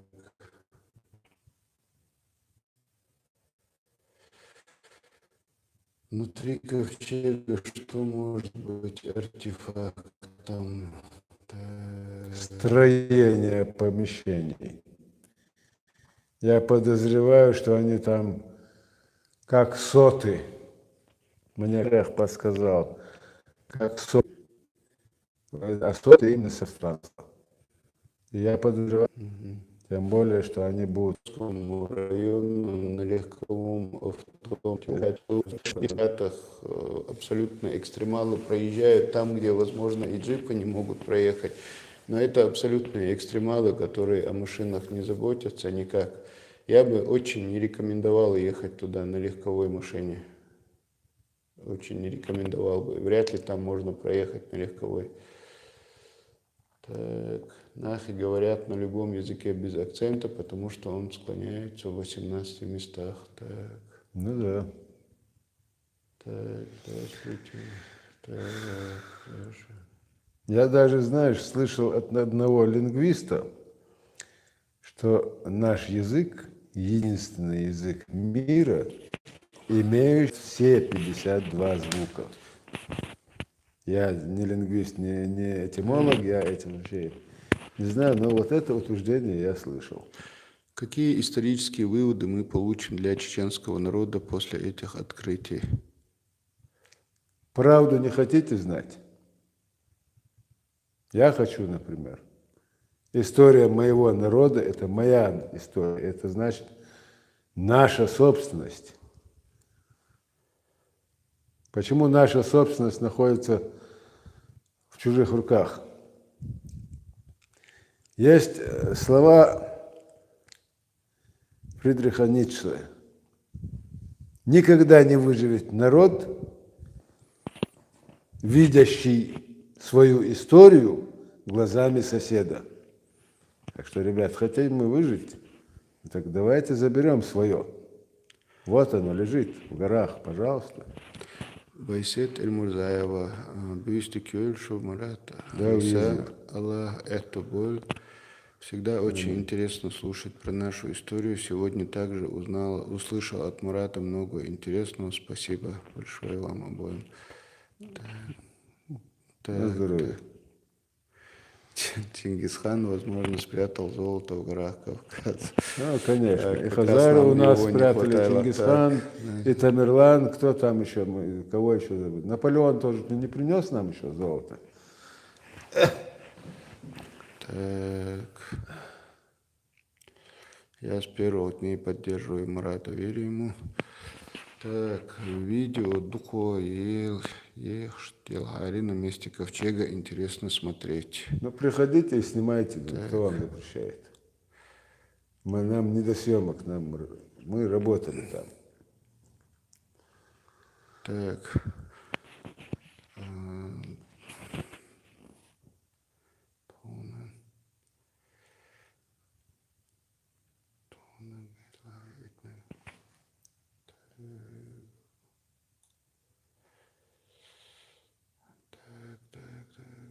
Кофе все-таки надо было выпить. Ну, почти 12 часов ночи уже. Да. Так. Говорят, на горе Аль-Джуди уже найден ковчег, и есть останки его. Про это вам известно что-нибудь, из... Бокдум на горе Аль-Джуди, точнее, на Аль-Джуди в Хиндое ковчег уже найден. Вот я периодически вот этих всяких блокирую периодически у меня их не получается блокировать, я даже не знаю, что с ними делать. Надо просто пропускать, потом уж будешь блокировать. Шло зашханивал.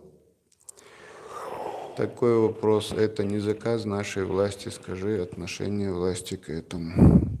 Много вопросов по власти, я их, честно говоря, пропускаю, потому что... Я о власти много не буду говорить, но скажу одно. Нам не мешает это уже говорить о многом. Но надо бы знать, я повторюсь снова, наша республика уже обожглась на яйцах динозавров, просто поверив чьей-то экспертизе. Знаешь, то, что камни не бывают идеально круглой формы, это, наверное, и конченому кретину понятно. То есть это понятно, что какая-то окаменелость. Но нам сказали, это просто камни, вы идиоты, мол, типа. И наше руководство, естественно, не хочет второй раз обжигаться.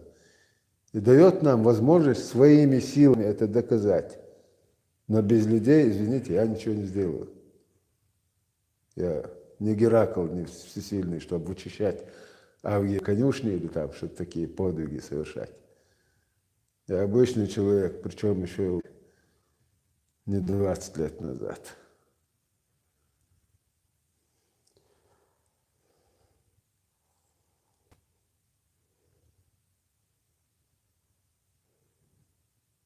Шло за себя, просто пропускать дело.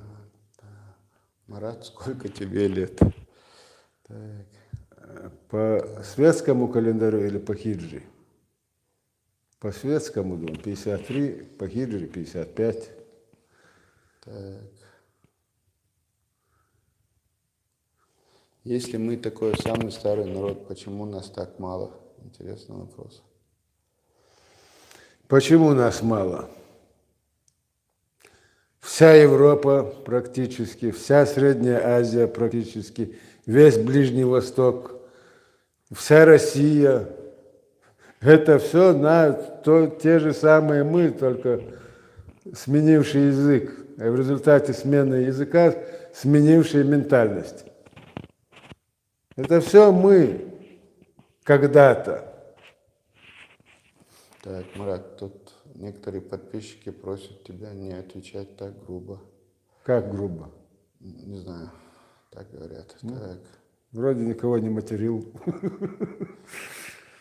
Марат, тут сейчас такого вопроса нет пока, но раньше были много раз, я на разных форумах видел вопросы, что, возможно, ты или компания все это затеяла, чтобы создать площадку для туризма на этом месте. Что... Нет, не затевалось как площадку для туризма, а именно, что нашел ковчег, год его изучал и хочу это доказать. Практически уже доказал. Но туризм – это как сопутствующее явление. Он, естественно, будет. От него никуда не деться. И я, например, ничего не имею плохого в цивилизованном культурном туризме. У нас, хвала Всевышнему, хорошая республика. Люди в трусиках не ходят по улицам. Знаешь, как везде поезжай в соседние республики, ходят в этих шортиках или кахнах. Здесь что такое? У нас, хвала Всевышнему, этого нету. Я надеюсь, и не будет. Туристы будут дресс-код соблюдать, будут знать, как им приходить. Они, в основном это будут паломники, потому что вот, наши уляи рассказывали, даже что когда-то будет время, что со всего мира люди будут хотеть попасть в Чечню, чтобы увидеть. Ну, да, не на нас же с тобой они будут смотреть, правильно? Ну, да. Не нас же с тобой увидеть. А ковчег они захотят увидеть. Так. Я бы захотел. Вопрос несколько раз задавали.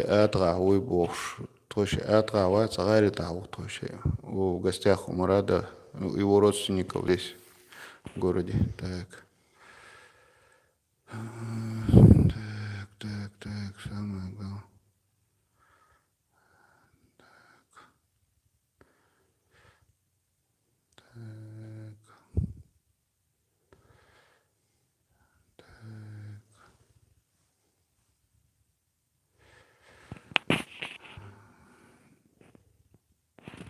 все-таки я думаю, что книгу истории в Макошой ты нашел. Уж больно ты уверен в том, что ты говоришь. Так. Я знаю, что я нашел, где я нашел. Но что хорошо, даже если я прямо сейчас умру, по моим следам, я многого еще ничего не рассказывал, не показывал, по моим следам, Макжой уже сами найдут. Потому что многие макжи, которые там жили, топонимию Макажоя знают лучше меня. А то, что я там 10 лет искал, я знаю, что я нашел. И я только сказал за звезды Давида, Дауд Пермари, на наших чуртах. И за слово ламаз, которое произошло, это лам-аз. Как нам известно, Муса Пермар был единственный, кто разговаривал со Всевышним через завесу. И в исламе он назвал Калимулла. Примерно так. Вежи, друзья, тут ситуация такая, что вот Марат отвечает, это время занимает. Мы, в принципе, просто физически, технически никак не сможем успеть за вашими комментариями, вопросами. Поэтому, возможно, мы очень много вопросов пропустим, потому что уже почти вы нас уже, извините, было, что так. Марат, такой вопрос. Почему наши предки строили башни на возвышенности? Не говорит ли это, что вода не сразу ушла? Мне кажется, что они строились, обосновывались на освобожденных землях. Хотел бы услышать твое мнение. Ну, ты посмотри на строительство башни, они для обороны самые лучшие места выбирались. Я не специалист по башням, но это видно. Вопрос критический. Так, Альберт, так, какой-то у него ник пишет. Какое соответствующее образование вы имеете или факты, на какую базу вы основываете свои утверждения? Есть ли картотека, база историков, там, почему ваша версия не стыкуется с коранической версией? Нет, она будет состыкована, потому что факты – вещь упрямая. Факты. Все оставляет свои следы. Все и всегда. Их надо только искать. И мне, хвала Всевышнему, кое-что удалось найти. Все мы докажем, все покажем. Сперва доказываем ковчег, потом все остальное. Не вопрос. И потом вы сами увидите, что абсолютно никакого разногласия с кораническим, именно с Кораном, насчет версий разных именитых ученых я ничего говорить не буду, это их мнение, как правило. Там, на том же имени Аль-Джуди мы уже много это слышали, они штуки 4 разных Аль-Джуди. И все великие ученые.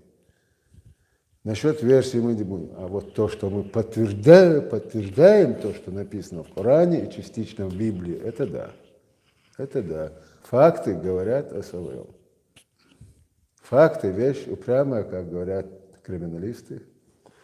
Так что тут уже... Здесь не раз вопрос, что это за яйца динозавра, что это такое. Это несколько лет назад у нас группа энтузиастов, которые у нас изучают горы. Это экспедиция «Неизведанная Чечня», насколько я помню. Да. Они шли такие гладкие округлые камни. Идеально круглые формы камни. Да. Причем они спрессованы, как зерна икры в одной куче были. Вот. Вот, и вот тогда наша республика шум подняла, яйца динозавров, нам сделали экспертизу, сказали, ребята, угомонитесь, вы это камень. А по мне это какая-то окаменелость, а вот чего, кого, нам не сказали. Вот почему я вот с людьми разговаривал, нам дают возможность сегодня раскопать ковчег. А ковчег этот просто огромен его, никуда не деть. На видеороликах говорили, что в туннеле был запах аммиака. Расскажите, пожалуйста, об этом. Чего? Что в туннеле был запах аммиака. Говорили. Ну да. Был. Но не скажу почему, хотя знаю.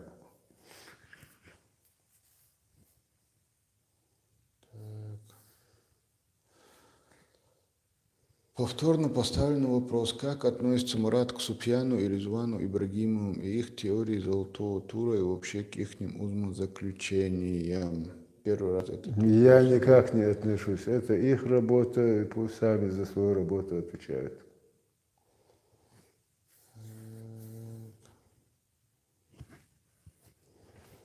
Так.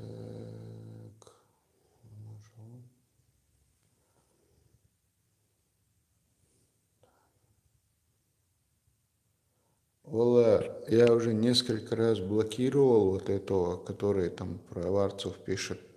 Он под разными никами снова и снова появляется. Я не знаю, пропускай его Не, просто. я отвечаю, люди просят его заблокировать. Я уже его который раз блокирую. Так. Повтори насчет туризма. Так, что повтори.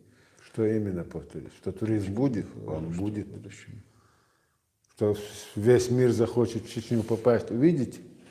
Марат, как Об этом и 30 лет назад я слышал, например, больше даже. Марат, бизнесмен, закладывает фундамент для создания точки мифологии, чтобы в будущем развивать туризм. Ну, слушай, я не бизнесмен, как-то. Сколько людей надо тебе, чтобы это доказать? Спросил у него Иса. Я уже говорил, если бы 10-15 человек каждый день работали, мы бы уже давно сделали бы результат. Но их нет месяцев. Я прождал на месте, ждал, что придут люди, помогут. Но, увы, не срослось, не пришли. Вопрос второй. Как, по-вашему, связаны горизонтальные балки, если вы не видели ни одной связующей вертикальной балки? Какие вертикальные балки? Сказано в Коране, сделан из досок и гвоздей. Гвозди мы показывали. Сколько хочешь, я их могу показать. Байсангур Биноевский, как насчет фото на голове знак имеет к нам какое-нибудь отношение? Это, наверное, он по кинжалу. Без понятия. Это надо специалистам по этим. Байсангур, он говорит, что он не разбирается, это надо показывать другим специалистам. Ясханову Мамаду, там, Мутусханову Исламу надо это показывать. Они там в этих знаках специалисты, я нет. Так, Марат, волонтер, юшу шляхчдуи и ахчатёш дёзанду и в данный момент войнехан историю и Аллах это больше. Волонтеры нужны. Так, нет. Я денег не просил вообще никогда. Я просил помочь. Люди, придите, Бог. На хадвилиш, Бог. Так, нет, это не Алды, мы где-то на Бароновке. Так, свои банковские реквизиты, чтобы они были доступны. Просто не обращать на это. Я не даю банковские реквизиты никому. Так, Иса Дейлер решил за этот стрим почаще делай стрим на тему ковчега. Не заказ ли это власти? Нет, это не заказ власти, но я надеюсь, власть будет довольна нашим результатом. Но для этого надо поработать, потрудиться, попотеть и в грязи поваляться, как мы повалялись. Да. Мне интересно одно. Каждый имеет право на собственное мнение. Почему, если кто-то не верит в это, то он сразу его называет чеченоговорящим? Так. Кому-то хочется так говорить. Ну, что же поделать. Айса спросил у него про наш Буан-юрт. Спросил у него, что он про него знает. Интересно. Так. В Бугамюрте стояла Чернореченская техстанция, на которой я работал. Все, что я за Как него знаю. очутился? Так, как очутился ковчег в Хиндое более низменности, если невооруженным взглядом видно, и вокруг видны более высокие по рельефу горы, тогда при потопе Хиндой в радиусе 100 километров на пару километров под водой. Ну, хорошо, теперь зададим встречный вопрос. Вообще-то этот вопрос было бы предоставить лично Всевышнему, почему он именно там посадил. Но мы в меру своего разумения постараемся ответить. Представьте себе картина. Вот оголилась верхушка горы, и на него причалил корабль, ковчег. Ну вот он стал на верхушке. Выходить куда всем этим людям, животным? У нас, похоже, учился этот. Так, очень интересный ник у человека, Мусаши Миямото. Это, я чуть-чуть поумничаю. Настоящее имя Мусаши Миямото это Синмен Мусаси но Ками Фудзивара но Генсин. Это самый выдающийся мастер меча Японии. Так, он задает Который за один бой убил 60 с чем-то противников. Нет, не за один бой, но он за свою жизнь считается. Нет, за один бой. В одном бою он уничтожил 60 с чем-то противников и понял, что он достиг совершенства. А у нас был человек, по легендам рассказывает, что 1000 с чем-то убил в одном бою врагов. Один. Опасные люди. Так, версия о том, он пишет, Саша Мимото пишет, версия о том, что Ноев ковчег причалил к Арарату, не вызывает правдоподобия. При высадке некоторых животных они могли бы пострадать. Они, допустим, жирафы, слоны и другие не смогли спуститься со скал, а в Хиндое это было бы вполне возможно. Так. Хиндой идеальное место для этого. Так, времени и сколько, да, чтобы это все доказать? Не знаю. Пока еще стоит теплая погода. Пока она остались, даже больше заниматься. Если кто-то придет, приведет людей, начнет это делать, я с вами там буду на месте, все покажу, все буду сам с вами делать в меру моих сил.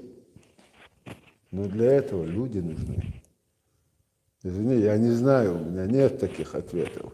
Сколько людей? Я говорю, 10-15 человек каждый день. Там надо в цепочку стать и ведра с этим боем вытаскивать. 20 метров под углом 45 градусов одному ведра вытаскивать. Так, Марат, может быть, с носовой части надо было начать, было бы показательнее. Может быть, не знаю. Я боюсь повредить там. Я ломаю там, где ломал. Знаешь, я на этот отвечал уже на подобный вопрос.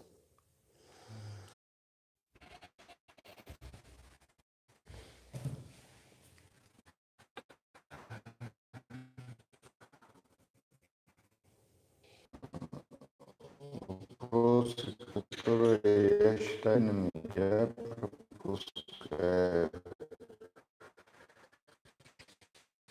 честно говоря. При этом я скажу, что пропускаю выше с поддержкой, со всеми с благодарностью, чтобы как бы, если все будем зачитывать, ничего. Марат, ты имеешь право поклясться. Имею право никогда не клянусь без острой необходимости. Как бы ты знаешь. Алейкум ассалам, это прямой эфир. Так, мы в городе Грозный. мы в гостях у Мурата здесь. Так, ведутся ли раскопки? Вот Нет, ничего не ведется. Марат, лучи света все смотрят именно на это. Мне удалось это заметить. Марат, такой вопрос. Человек доволен тем, что мы его вопросы пропускаем. Как Марат может поклясться на Коране, если он не видел и не слышал, и точно это не знает? Что я не знаю? Что это ковчег? Вот в этом я могу поклясться, что это и есть место люди в этом. Так, друзья, этих комментариев слишком много, мы не успеваем за ними, честно говоря. Ну, и в принципе, чисто теоретически даже не можем успеть. Мы сейчас в эфире уже 2 часа, почти 4 минуты. Сейчас 12 минут первого. Я думаю, что мы лучше прекратим эфир. Спасибо вам всем большое за ваше внимание. Просто уже слишком много. Вопросы тоже. Да, мы не успеваем. Если что, хотите, пишите в комментариях ваши вопросы. Так, в следующий раз я их Марату задам и будем отвечать. Да, мула. Вот Кстати, такое дело. помнишь камень, который Хасур расколотил? Да. Я его забрал себе, положил. Да, он интересный был, действительно. Таких много их там. Дикту, Марат, напоследок что-нибудь хочешь сказать? Ади Кюльшин. Маша Айло. Adika öl, Маша öl, Дейрес Хойшин, отцал твой гладуарна. Дал это был. До свидания всем, спасибо большое. Так.